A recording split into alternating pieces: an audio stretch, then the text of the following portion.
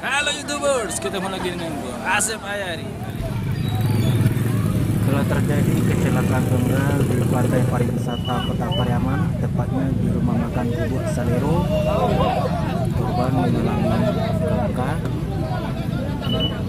dan diketahui korban berasal dari luar daerah.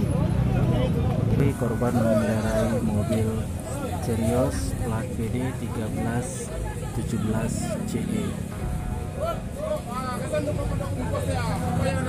Mobil korban sendiri dibantu oleh warga yang ada di sekitar untuk mengeluarkan dari tempat lokasi kejadian.